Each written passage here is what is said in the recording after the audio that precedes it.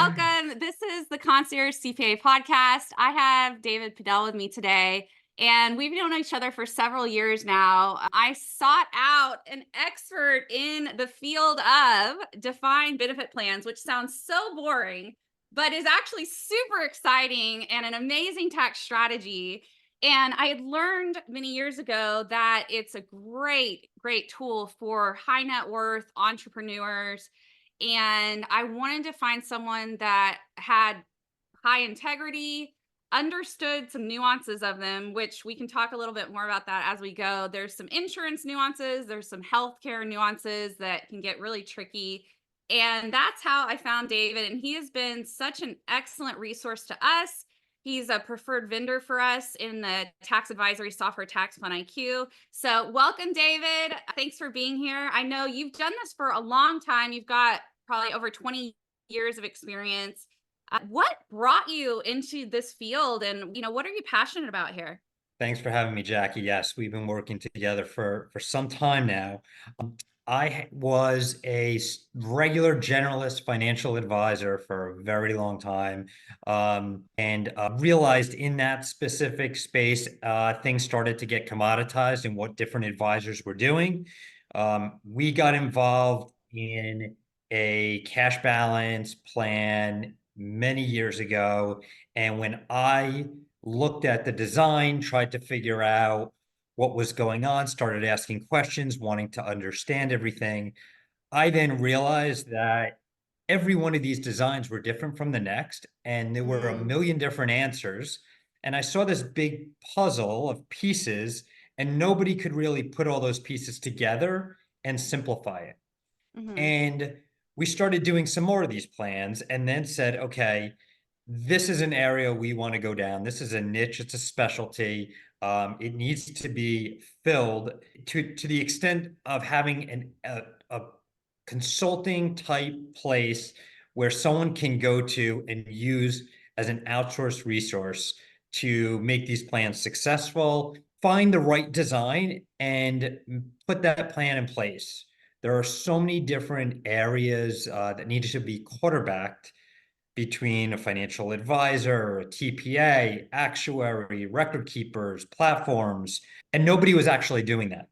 So I said, Yeah.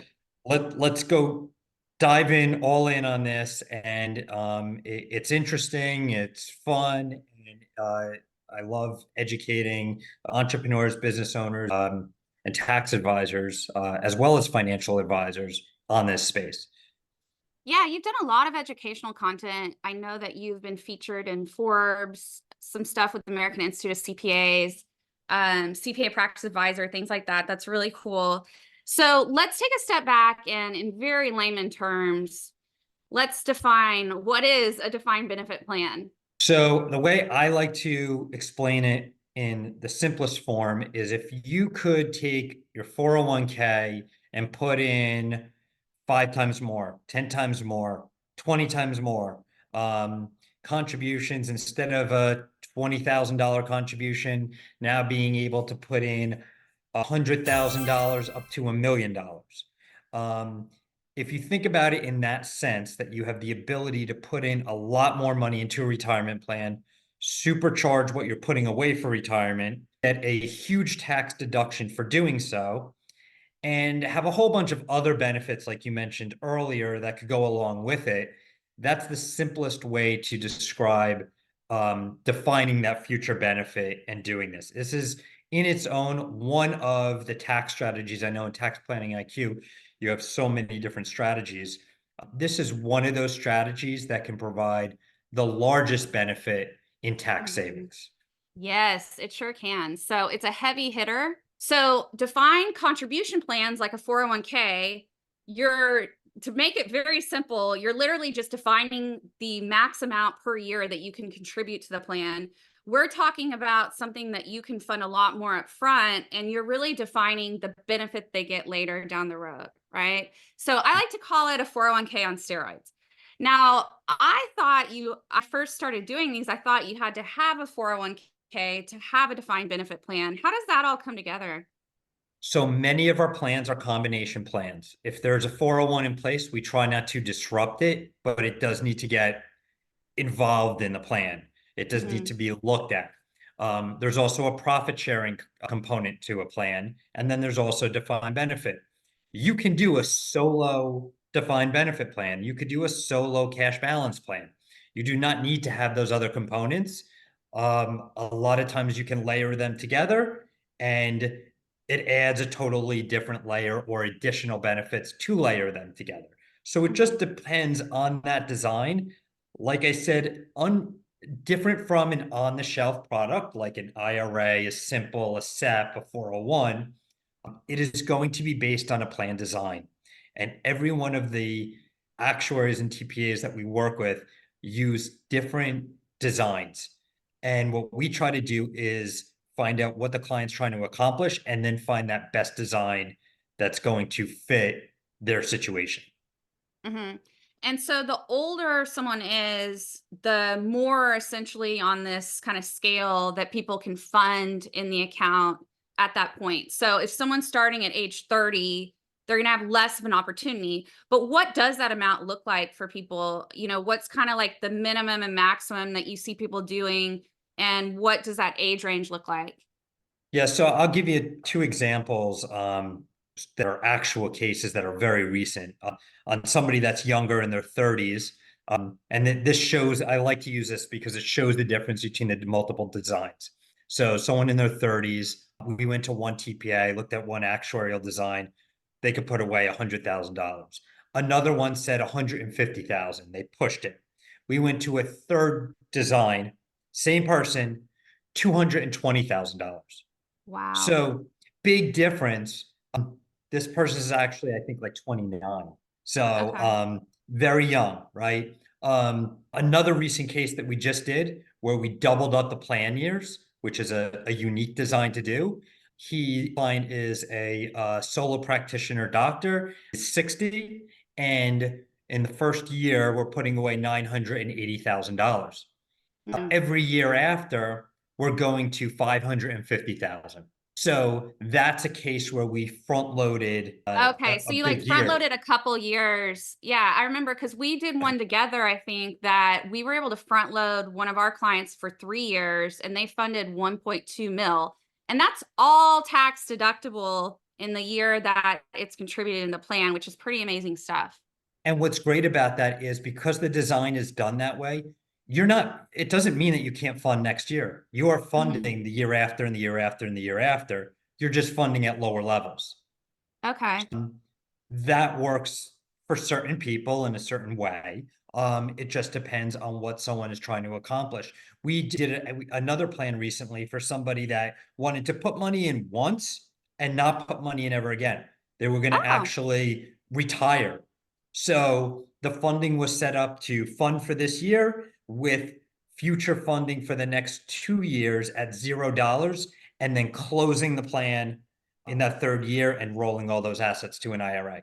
that's so smart. That's so neat that you were able to work with someone so early on because I had a client come to me when they already had like a letter of intent to sell their practice and they're looking for these huge tax strategies to offset that sale. And it's like, well, it's too late. Like there has to be economic substance, so to speak, of creating this defined benefit plan before you can just go and sell the company. And so y'all made this plan over, 3-year period, it sounds like that really benefited them in that retirement plan.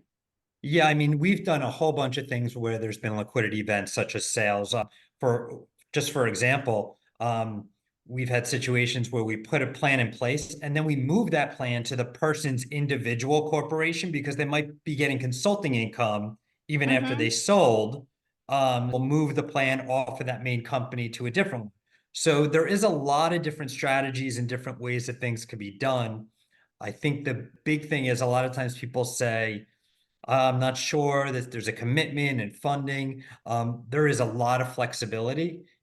We need to know upfront what does the future look like and then create the design that way. Okay.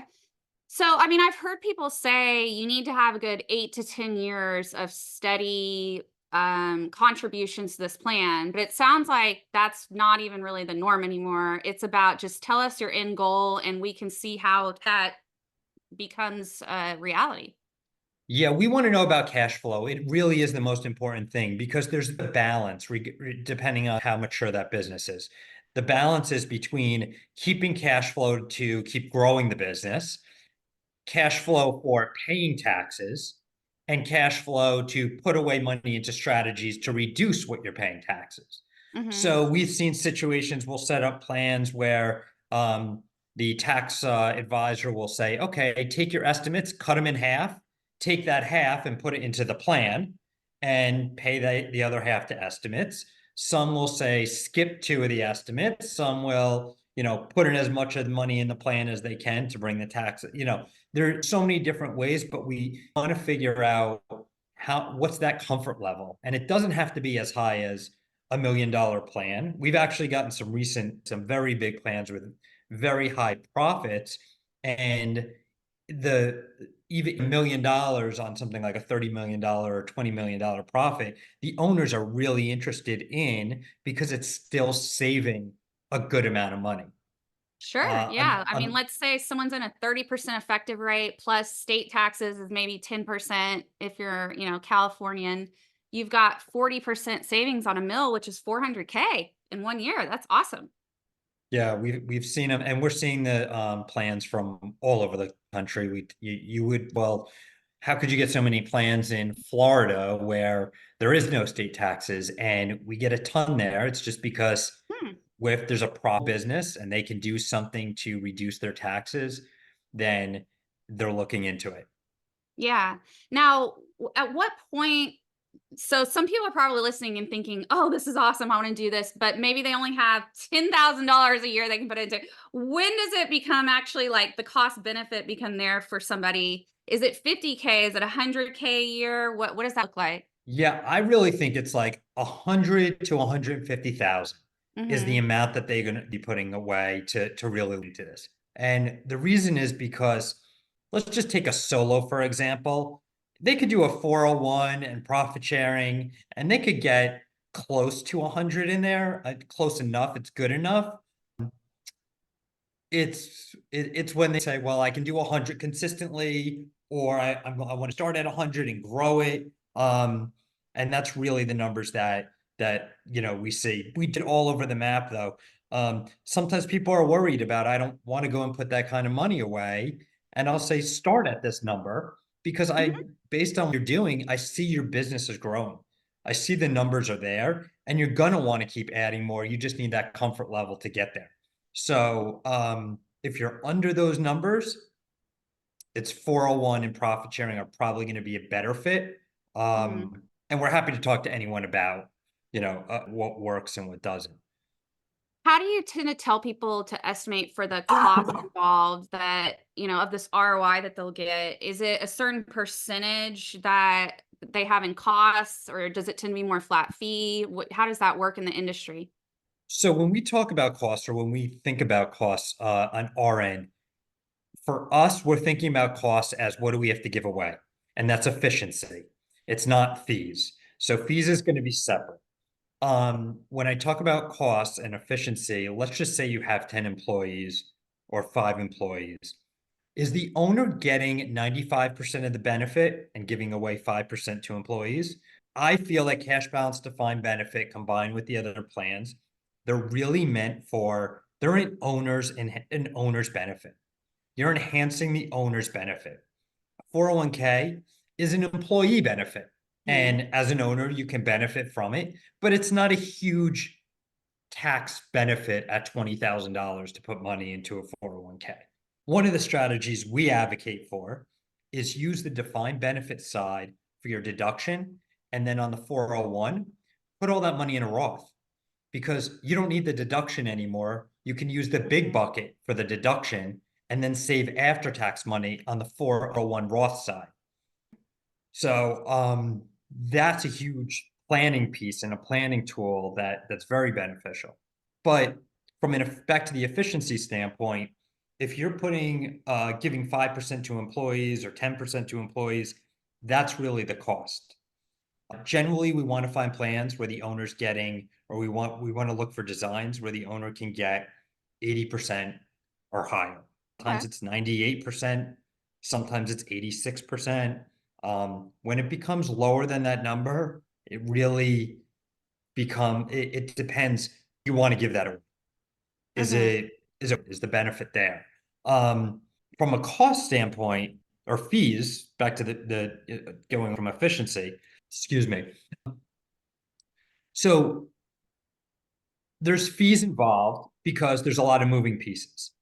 And those fees can range on a solo plan, for one person, anywhere between, call it, $2,000 and $6,000.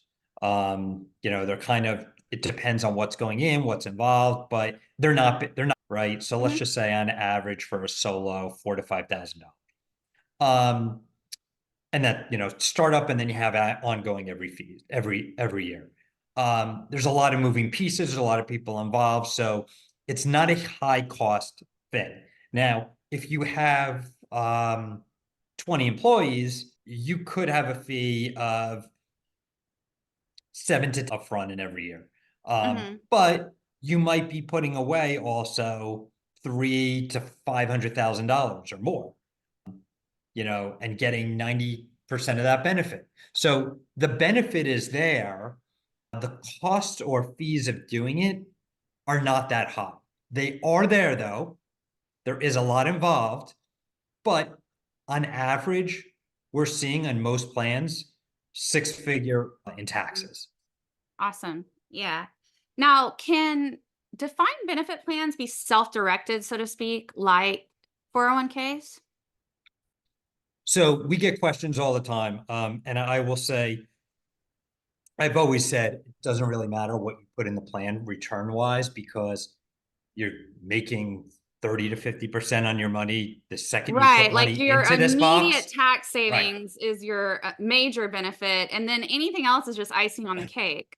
Right. So the IRS is these plans based on the math and giving around a 5% crediting rate every year. And you want to keep up with that 5%. You don't want to be negative 15% and you don't want to be positive, 15%. Oh, Your okay. your funding should correspond every year with the returns of that plan. 401, it doesn't matter. You can go crazy, it's irrelevant, it's different. You can put in the plan, and we're often asked about alternative assets. We're asked about life insurance, private equity, and real estate. Yes, you can put all those things in the plan. Yes, there's caveats and details to all of them. There's pros and cons, and they just need to be explained and looked at, but it is doable. We do a lot of real estate investors that say, we cannot, we're not putting money in the market. We want to do this, but real estate's our thing. That's what we want to do. Um, Mhm. I will explain. And as you know, well, you don't get depreciation, which is a pretty good benefit from real estate. But you do have the ability to put it in the plan. There's self-directing custodians, just like a 401. And you could, as long as you follow the rules and as long as we can get rates of return that are similar to what that plan needs to get, it can work. Okay. Yeah, that's pretty cool. So yeah, there's a lot of flexibility here that people don't realize. Now, one of the ways that I originally found you was because I became kind of obsessed with this topic of what's called a 401h. And it's from a friend and mentor and now tax one you user and coaching student of my own, Amit Shandell. He always tells me about the coolest ideas. And so he told me about this 401h where you're essentially, I mean, a defined benefit plan is deferring your taxes, just like a defined contribution plan does. But you can essentially carve out a small component of that plan each year towards completely tax free medical benefits, so to speak. So I was really all over that topic until you kind of helped me realize there's others you can do that are just as beneficial, if not better, without muddying up the waters of the contract and the difficulties of the agreement around insurance as well. So without getting too muddied in the waters, because it gets complex here, give our listeners a little bit overview of how that works. Okay, so 401h is a very specific aggregated benefit in a very specific design. and it is not in all designs. It needs to be administered and done in a very specific way. It gives the ability to have a component in a cash balance plan to be able to use those assets in retirement tax-free if used for medical benefits. So think HSA, but huge amounts that can go into it. Yeah, Big more like bucket. HRA in a way, like a HRA on steroids or MERP, if that's what listeners are used to. Yeah. Right, right. But it's a way to pull money out of your, not pay taxes and use it for things that you're going to have to use it for anyway, which are medical expenses, which is probably the number one expense for any retiree to ever have. There are some caveats to that and details. It is a good benefit. Sometimes it fits, sometimes it doesn't. But that list of what you can use for those medical benefits, if you've ever seen the HSA list, it's pretty big. It's prescriptions, it's spa Yeah, treatments, there's it's some gym vision, costs. There's a gym. lot of kind of generic stuff that you can spend that on for sure. So there is a great benefit. It is used out there. It's just not used widely, and you really have to know the details of the design and be on top of it, because when a plan closes, and we've been through a lot of them, and money goes to an IRA or the company closes, we have to make sure that that 401h component is administered properly, so it's actually getting used and tested compliance wise the way that it has to. It's Mhm. not something that it's not funds that you do go and roll into an IRA. It's funds Mhm. that stay open and then get used for that purpose. From an insurance standpoint, that's another good way to where you have the ability to pull tax-free money out if you wanted to. I try to stay away from discussing the insurance unless anyone asks, because you're going to have people that love it and then you're going to have people that hate it. Oh So I yeah, just try. insurance is still like seeded in all of us to be this evil thing because of all the, scams that happened in the 90s, I guess. I don't know. Well, I just try to stay right in the middle with it. And if someone is an interest in using it, I will explain how it works and how it fits in some designs and how it doesn't. Now, I'll tell you the benefits if someone does use insurance as a piece of the cash balance plan, a piece. We never advocate for all money going into any kind of insurance plans. You're putting pre-tax money away into an asset. That policy can be bought out of the plan and then can become tax-free money in the future. And it's a Mhm. swap. You're putting money into your plan to remove that insurance asset at some point down the line. And then all the money in that insurance policy is going to continue to grow as if it was outside the plan, which there's tax-free benefits to insurance outside of a plan, except you paid for it with pre-tax dollars. That's So pretty cool. we're all trying to get every side of the tax fence, right? The pre-tax, the tax deferred, and then the tax-free at the end. There are where 401h and insurance get close to doing that. But Cool. it depends if there's a fit. It depends, if someone wants to go down that road and look into it. But these are definitely, and this goes back to what I said initially. When I started looking and learning about these plans, I was like, there is a ton of information out here, and nobody has it all together or understands all of it or can even guide someone on where to go, because one TPA is going to have a totally different design, totally different take on things. Hey, we won't go near insurance. We're not touching it. 401h, we don't know what it is. We're not looking at it. Versus another one, which might say the opposite. We only TPAs that will only do a plan if there's insurance as a piece in there. So Mhm. it really depends on what someone's main goal is, what they want to look with, how they plan to succeed and how they envision it, then matching that up to creating the ecosystem of it. Yeah. Well, I guess, case in point, it's just good to know that there's someone out like you that is staying on top of all of those things for everybody because there is so much to know about it. And that's what I'm always looking for in our vetted experts are people that are staying ahead of that learning curve. And I know that you always are. So that's really neat. Okay, so before we switch gears, because I want to ask a little bit about some of your favorite books and things like that. Anything else that you want to share around your specialty or your niche with the defined benefit plans? What I noticed and what most people don't know is that these are not products. They are everyone. We've looked at a lot of designs and we'll say, we're not comfortable with how they're doing this. I don't like, what's happening behind it. We'll have some other TPAs look at it, some actuaries, and then we come up with a consensus. Hey, we're not putting them on our list. It doesn't Hmm. seem, it's just not worth that risk. When I look at tax strategies and I think about risk, and there's so many, I've seen everything that's out there. There's so many things that push the limits or get close to it, or that have been used, and then the IRS kind of looks at and says, "Hey, we don't like this," or we're looking at it.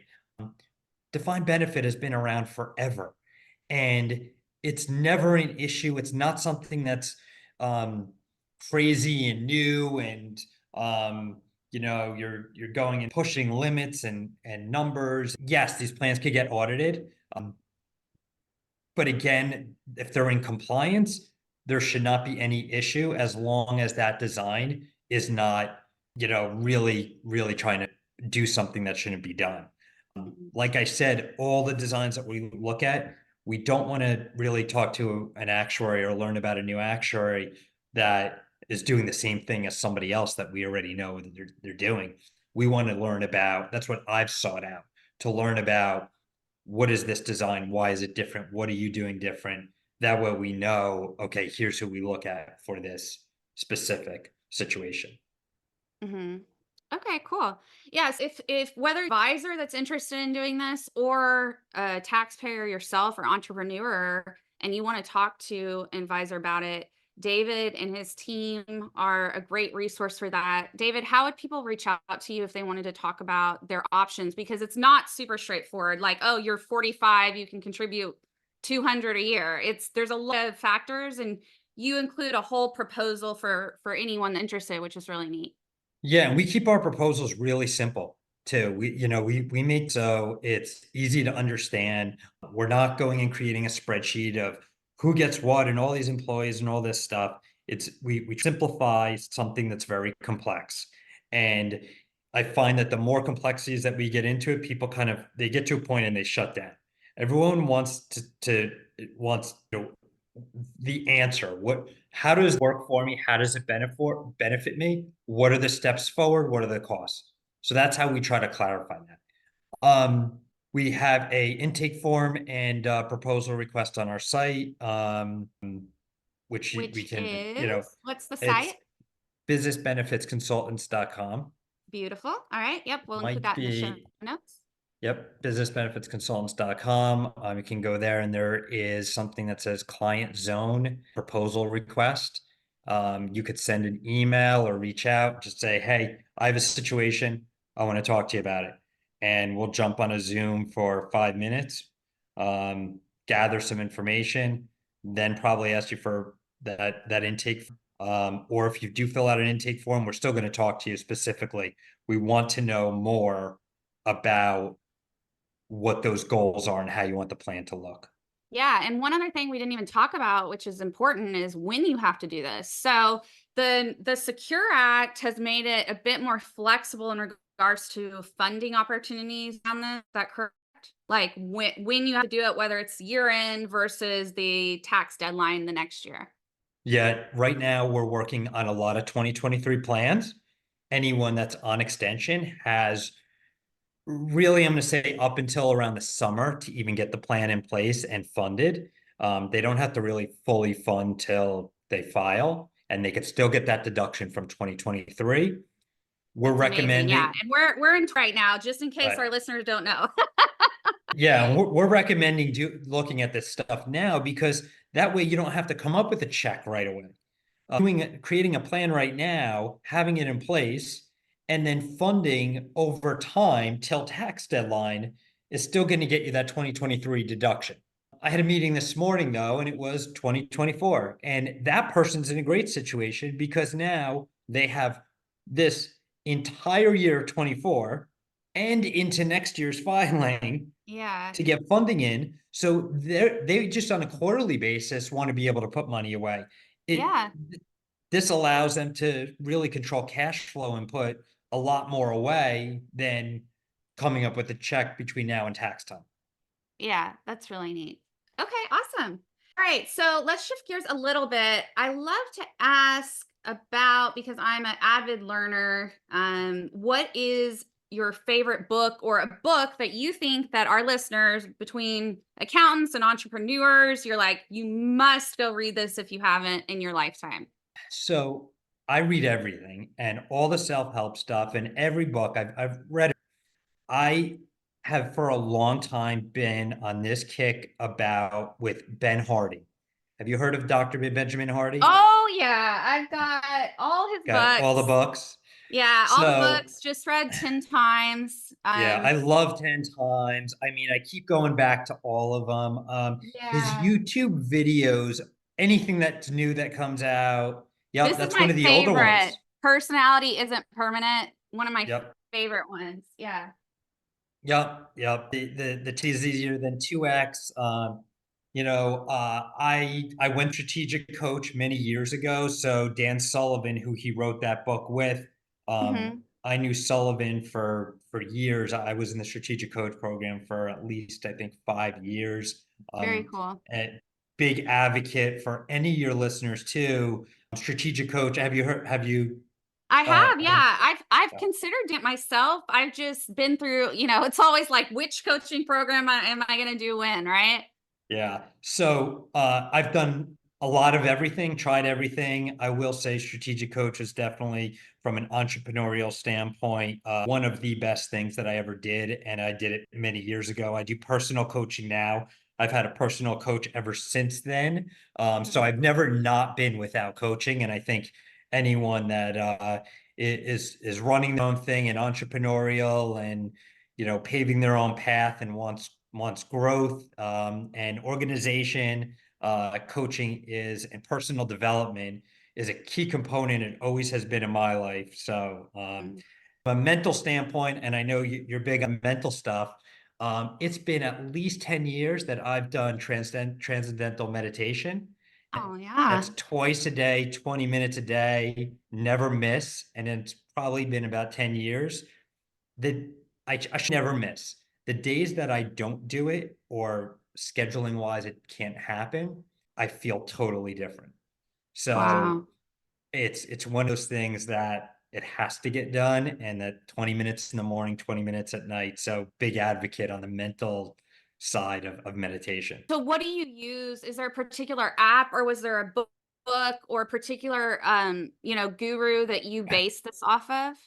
Yeah, so there I was I took a personal class from somebody who has taught it. I think he's taught it for over 40 years, maybe 50 years. Wow. Um and I asked him because it was really stress. It was sleeping. I wanted to improve my sleep. Mm-hmm. And this was so many years ago, but I approached him and it was like one or two sessions that I did with him, and that was it. Over the years, we've done like kind of a follow-up here and there every few years of like, how's it going? What do you need to get back to? What are you missing? But you just have to learn it once. And then if you're disciplined and you're following it, um, I've done the other stuff too. I've done the apps with the guided meditation and all that. But this is just something, this is a practice I've learned initially and have just stuck with. Very cool. Yeah, no, I love it. That's great advice. I think that I was going to ask you one of the last questions. I'm in the middle of writing a book called The Peaceful Entrepreneur, and I'm curious kind of how you find peace in what you do and what that formula looks like to you. And just like pretty much anybody else that I ask that question to, it always comes back to some form of meditation or prayer. It's about kind of being in the now versus thinking of the past or the future, and that kind of thing. So that's great advice. And And then I do, it's everything too. It is that whole like, you know, um, don't overwork, only work on what's important, give yourself that renewal. Our calendar, my calendar always been, and it started as strategic coach, separated in tactical days, strategic days, renewal days. We stick with those. Um, So that's part of it. But yeah, it's the meditation, it's the morning person. So I know that later in the day, I am not as effective or even close as effective energy wise as I mhm. am at 6, 7 a.m. So that's my time, and I try to utilize that specific time. So that way later in the day is really when I'm kind of shutting down. I'm not Okay. a late night owl. Yeah. So along those same lines, I'm curious, is there something in particular you think you do pretty exceptionally well, whether it's the practicality of blocking your week appropriately or, small tips like that that people just don't realize that you think could help other listeners become more effective at what they do? I think for other listeners, anyone that's trying to, I think all of it has to come together, right? And it's hard. It's all habit, right? Atomic Habits, right? Another great book. Mm, But it has to be a combination of health, exercise, mental, time blocking. Like it's been years ever since I started in doing my own thing 20 years ago, of finding something and adding to it and creating a habit. And all you'll ever hear from someone is, well, there's not enough time. Who has the time for that? But once you're creating habits, and yes, you have to be a disciplined person. mhm. And nothing is ever perfect. And just realizing, hey, I didn't work out all week. Okay, like there's next week, and not getting upset about it. Then creating that lifestyle. I find that it's necessary because if have those things, they don't have to be 100%, but they have to be 70 to 80%. And that's how Okay. I look at it. Like, I Mhm. don't need to be 100%. I don't need to work out every day. That would be great. It's a great goal. But if it happened 3 times a week, well, that's better than zero. So if I missed a meditation day, well, it's better than not missing it. I remember I asked early on when I started meditating, I said, sometimes with the day or time, um, my meditations, instead of being 20 minutes, are like 10. Is that bad? And Mark, the gentleman who taught me at the time, said to me, it's better than not doing it. So Yeah. don't you can stress you out and something to your mind. I think it's all everyone trying to do something better and always get better. And I convey that to anyone that has a team. We have our annual meeting coming up. On your team, with my team, I have everybody declare personal development goals, what they're doing as on mental for physical health. Oh, that's Um, awesome. because I just think it's so important for everybody to at least be able to just talk about it. Yeah, for sure. And of course, just saying it out to the world is going to help people move forward in the progress versus perfection, which seems like it's been a common theme that I've had to remind people of lately with coaching clients.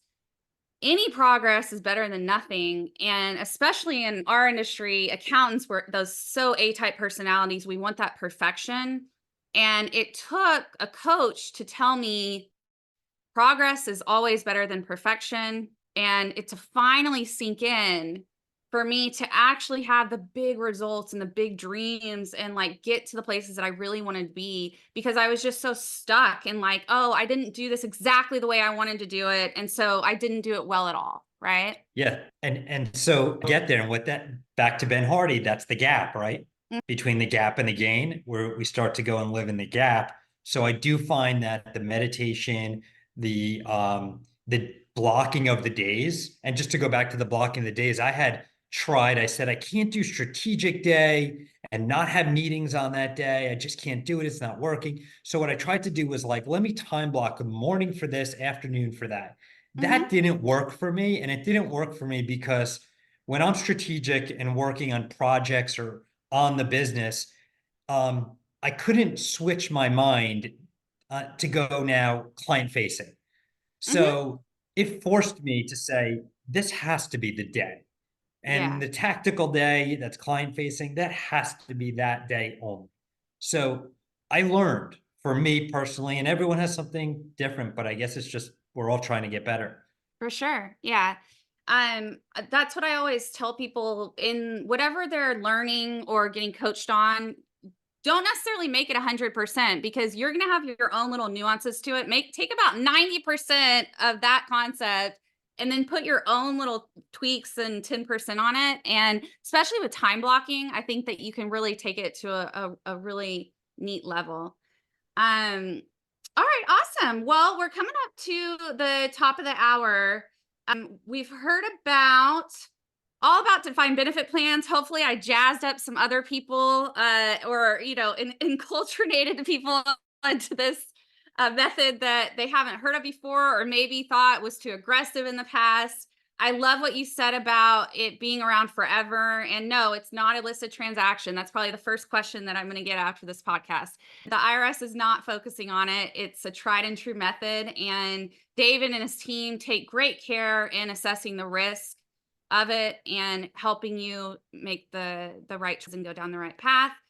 And then I love that we kind of switched gears to more of just general life lessons and finding throughout it. So, David, thank you so much for your time today. If anyone wants to reach out to you, is going through the website, the contact form, the best method? Are you on LinkedIn, a particular social network? Yeah, I'm on LinkedIn. They can look me up, David Podell. We're on, the website's best. Just send an email through the site or contact. I mean, we'll get back to you right away. We'll get something scheduled. Whether you want to write a detailed email or whatever is best. We have a great team and we're on top of, and we're happy to just answer any specific questions as well. Yeah, awesome. Okay, well, thanks again and take care. Yeah, this is great. Thanks so much, Jackie. Bye. Bye bye.